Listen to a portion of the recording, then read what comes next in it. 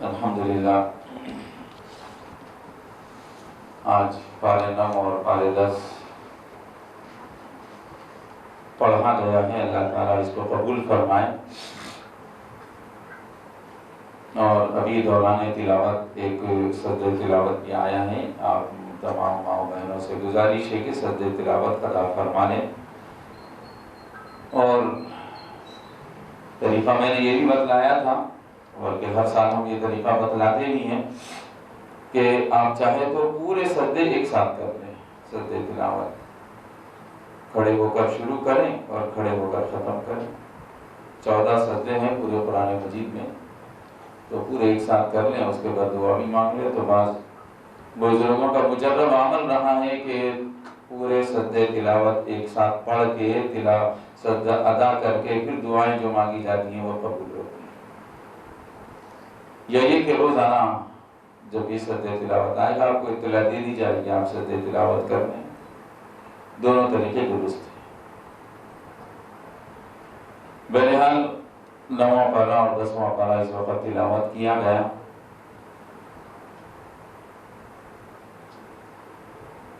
نویں پارے کے اندر اللہ تبارک و تعالیٰ نے سورۃ الاعراف کی مختلف آیتوں کے اندر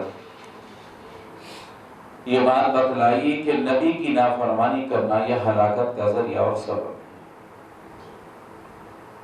مَا آتَاكُمُ الرَّسُولُ فَخُذُوهُ وَمَا نَهَاكُمْ عَنْهُ فَانْتَهُوا۔ قرآن یہ کہہ رہا ہے کہ نبی تم کو جس کام کے کرنے کا حکم دے دے وہ کام کرو، اور نبی جس کام کے کرنے سے تم کو روک دے اس کام سے رک جاؤ، باز آ جاؤ اور پرہیز کرو۔ اگر نبی کی نافرمانی کرو گے تو دنیا اور آخرت میں ہلاکت اور بربادی تمہارا مقدر بنے گی۔ واقعہ قرآن مجید کے اندر حضرت شعیب علیہ السلام نبی تھے، اپنی قوم کو کفر اور شرک کی باتوں سے اور جو سماجی اور معاشرتی برائیاں ان کے قوم کے اندر آ چکے تھے ان تمام برائیوں سے روکتے رہے، واعظ و نصیحت کرتے رہے، تقریر کرتے رہے، خطاب کرتے رہے، سمجھاتے رہے، اور جیسے تیسے ہو سکے نبی کا کام تو یہی ہوتا ہے کہ اپنی قوم کے ایک ایک فرد کو پکڑ پکڑ کر برائیوں سے نکالتا ہے اور نکال کر اچھائیوں کی جانب لے کر جاتا ہے، جنت والے راستے پر چلنے کی تعلیم اور ہدایت دیتا ہے۔ تو حضرت شعیب علیہ السلام نے بھی مجموعی طور پر اپنی قوم کو واعظ و نصیحت بھی فرمائی، ان کو خطاب کیا، سمجھاتے رہے اور بار بار بتلاتے رہے کہ بھائی دیکھو یہ گناہ ہے، یہ کام نہیں کرو، یہ اللہ تعالیٰ کا پسندیدہ عمل نہیں ہے، یہ کام نہیں کرو۔ لیکن قوم کے سرداروں نے عام لوگوں کو ڈرا کر رکھا تھا کہ اگر تم نے شعیب علیہ السلام کی بات مانی اور ان کی نصیحتوں پر عمل کیا تو اس کا تمہیں نقصان اٹھانا پڑے گا۔ قوم کے سرداروں نے عام لوگوں کو ڈرا کر رکھ دیا تھا، اس وجہ سے وہ لوگ اپنے نبی کی بات کو نہیں مان رہے تھے۔ غرض ہے کہ جب پوری کی پوری قوم گناہوں میں ڈوب گئی تو اللہ تبارک و تعالیٰ کے حکم سے ان پر سخت گرمی پڑی، شدت کی گرمی، اور اتنی زیادہ گرمی کہ وہ لوگ پریشان ہو گئے، سارے کے سارے قوم کے لوگ بلبلا اٹھے سب لوگ۔ اب معمولی سی گرمی ہوتی ہے تو ہم لوگ برداشت نہیں کر پاتے ہیں، کولر میں رہنے والا پنکھے میں رہے تو برداشت نہیں کرے گا، اے سی میں رہنے والا کولر کو بھی برداشت نہیں کرے گا، اتنی زیادہ گرمی اس کو ہوتی رہی۔ تو وہ تو اللہ تبارک و تعالیٰ کی طرف سے عذاب کی شکل میں ایک گرمی ان کے اوپر مسلط کر دی گئی تھی، تو وہ لوگ بلبلا اٹھے۔ پھر اللہ تبارک و تعالیٰ نے شہر کے باہر ایک بادل ٹھنڈی ہوا والا بھیجا، تو سارے کے سارے لوگ اس طرف چلے گئے جنگل میں، شہر کے باہر، اور گھروں سے نکل نکل کر کے، چونکہ گرمی بہت زیادہ ہو چکی تھی، ناقابل برداشت تھی، اور خود ان کی ہی گناہوں کی وجہ سے تھی، تو اس بادل کی طرف گئے اور جا کر کے وہاں ٹھنڈی ہوائیں چل رہی تھی، وہاں ٹھنڈی سانسیں لینا شروع کی۔ لیکن ہوا کیا کہ اللہ تبارک و تعالیٰ نے اسی بادل کے اندر سے ان کے اوپر آگ برسائی اور ساری کی ساری قوم کے لوگوں کو ہلاکت اور بربادی میں اتار دیا۔ زلزلہ، چنگھاڑ اور مختلف قسم کا عذاب اسی بادل کے اندر سے. یہ لوگ تو راحت لینے کے لیے گئے تھے، لیکن اللہ تبارک و تعالیٰ نے اچانک ان کو عذاب کے اندر پکڑ لیا. تو یہ کیوں ہوا؟ اپنے وقت کے نبی کی نافرمانی اور ان کے حکموں کی سرکشی کرنے کی وجہ سے. بس نبی سمجھاتے رہے کہ ناپتول میں کمی نہیں کرو بھائی، یہ برائی ہے، یہ گناہ ہے، اس گناہ سے باز آ جاؤ. لیکن قوم کے سرداروں کے ڈر اور دھمکی میں آ کر کے اپنے وقت کی نبی کی ان لوگوں نے نافرمانی کی. اللہ تبارک و تعالیٰ نے ایسے اس قسم کے عذاب کے اندر ان کو مبتلا کیا. ماؤں بہنوں، بزرگوں اور دوستوں، ناظرین اور سامعین، ہم یہ بتلانا چاہتے ہیں کہ قرآن مجید کی آیات ہمیں یہ بتلا رہی ہیں، ہمیں یہ درس اور سبق دے رہی ہیں کہ آج بھی اگر ہم اللہ اور اس کے نبی کی نافرمانی کریں گے تو اللہ کا عذاب بڑا سخت ہے. کبھی بھی کہیں سے بھی آ کر انسانوں کو اپنی دبوچ میں لے سکتا ہے. اس لیے خدا طاعات و مرضیات کے مولا پر چلنا اپنی زندگی کا مقصد بنا لیجیے. نبی کی نافرمانیوں سے بچیے. نبی نے کہا کہ مزامیر، گانے بجانے کے آلے، میوزک، یہ ساری کی ساری چیزیں حرام ہے. بچ جاؤ اس سے. اگر نہیں بچو گے تو نبی کی نافرمانی ہو جائے گی، اور جب نبی کی نافرمانی ہوگی تو پھر اللہ تبارک و تعالی عذاب کے اندر تم کو گرفتار کر سکتا ہے. شادی بیاہ کے موقع پر دیکھ لیجیے کتنی موسیقیاں ہوتی ہیں ہمارے پاس.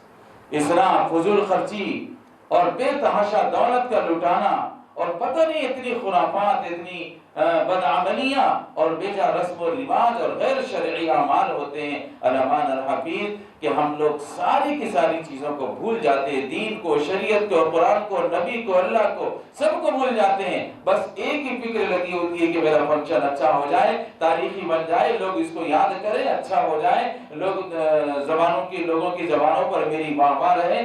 چاہے دولت کہیں سے سود پر لا کر خرچ کیوں نہ کرنا پڑے. ہماری امت کے لوگ اور ہمارے معاشرے اور سماج کے لوگ سود پر بھی پیسہ لے لے کر کے اپنے بچے اور بچیوں کی شادیوں کے اندر ایسا بے تحاشا خرچ کرتے ہیں کہ اللہ اکبر، اللہ کی پناہ. ایسا لگتا ہے کہ کہیں ایسا نہ ہو کہ آسمان سے عذاب اسی وقت آ جائے. بڑے بڑے فنکشن ہالوں میں اور اتنا پیسہ لٹایا جاتا ہے.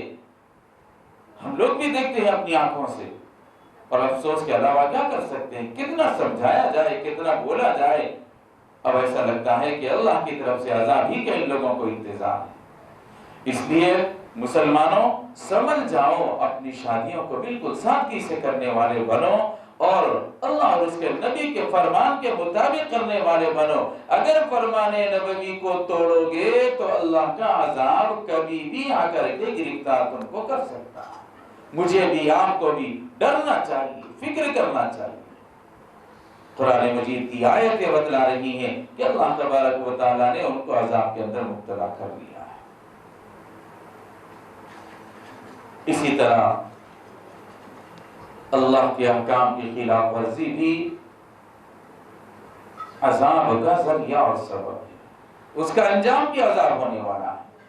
نبی کی نافرمانی یہ بھی ہلاکت اور تباہی اور بربادی کا ذریعہ اور سبب ہے. اللہ کے حکموں کی خلاف ورزی کرنا یہ بھی عذاب کے آنے کا ذریعہ ہے. جیسے بنی اسرائیل کو دیکھ لیجیے آپ. حضرت موسیٰ علیہ السلام کی جو قوم تھی، 40 سال تک میدان تیہ میں بھٹکنے کے بعد انہی کی فرمائش پر اللہ تبارک و تعالیٰ نے حکم دیا کہ عاجزی اور گناہوں کی معافی طلب کرتے ہوئے تم لوگ شہر میں داخل ہو جاؤ. تو وہ لوگ معافی مانگنے کے بجائے، عاجزی کے ساتھ شہر میں داخل ہونے کے بجائے اپنی زبان سے بری باتیں بولتے ہوئے شہر کے اندر داخل ہوئے. گویا اللہ کی ان لوگوں نے حکم کی خلاف ورزی کر دی. یہاں پر اللہ تبارک و تعالیٰ نے اپنے احکام کی خلاف ورزی کرنے کی وجہ سے ان پر ایسا عذاب بھیجا کہ 70,000 افراد کو اللہ تعالیٰ نے موت کے گھاٹ اتار دیا. تو دیکھیے میری ماؤں بہنوں، اللہ کے حکموں کی خلاف ورزی کرنا بھی موجب ہلاکت و بربادی ہے. نبی کے حکموں کی خلاف ورزی کرنا بھی ہمارے لیے ہلاکت کا ذریعہ اور سبب بن سکتا ہے۔ اللہ تعالیٰ کے احکام میں ہیلا بازی کرنا، ڈھونڈنا ادھر ادھر سے، ہاں یہ ایسا ہو سکتا ہے، ویسا ہوگا، ویسا نہیں ہوگا، یہ سب باتیں اگر مگر کی انسان کو لے ڈوبتی ہے۔ اس لیے سیدھے سیدھے اللہ تعالیٰ نے جو حکم دیا اور نبی نے جو فرما دیا اس کو مان لو، اسی کے اندر ہمارے لیے خیر ہے، کامیابی ہے، بھلائی ہے، دنیا اور آخرت کی ساری کی ساری سرخ روئی اور سرفرازیاں اسی کے اندر مقدر اور پوشیدہ ہیں۔ اور اگر ہم نے ذرہ برابر بھی اللہ کے احکامات کے اندر ہیلا بازی کی، بہانے ڈھونڈنے کی کوشش کی، یا اللہ کے حکموں کی سراسر نافرمانی کر دی، یا نبی کے حکموں کو ہم نے توڑ دیا، تو سمجھ لو کہ دنیا کی کوئی طاقت ہمیں ہلاکت اور بربادی سے نہیں روک سکتی۔ نفع اور نقصان کا مالک سارا کا سارا اللہ ہے۔ اللہ جب چاہتا ہے جس کو چاہتا ہے نوازتا ہے، اور جب چاہتا ہے جس سے چاہتا ہے سلب کر لیتا ہے اور چھین لیتا ہے۔ اس لیے اپنی نہ عبادتوں پر اترائیں، نہ اپنے مال و دولت کے اوپر غرور کریں، نہ اکڑیں۔ کیا کر لے گا بندہ اکڑ کے؟ کیا آسمان کو چھو لے گا؟ یہ زمین کو پھاڑ کر اندر چلا جائے گا؟ نہیں، کچھ نہیں کر سکتا۔ إِنَّكَ لَن تَخْرِقَ الْأَرْضَ وَلَن تَبْلُغَ الْجِبَالَ طُولًا۔ نہ آسمان کو چھو سکتے ہو، نہ زمین کو پھاڑ سکتے ہو، تو پھر اللہ کی زمین کے اوپر اللہ کی دی ہوئی نعمتیں استعمال کر کے غرور، تکبر، انانیت، میں پناہ اور یہ ساری کی ساری برائیوں کے اندر مبتلا ہو کر اللہ اور اس کے نبی کے احکام کی خلاف ورزی ہم کیوں کریں دوستو؟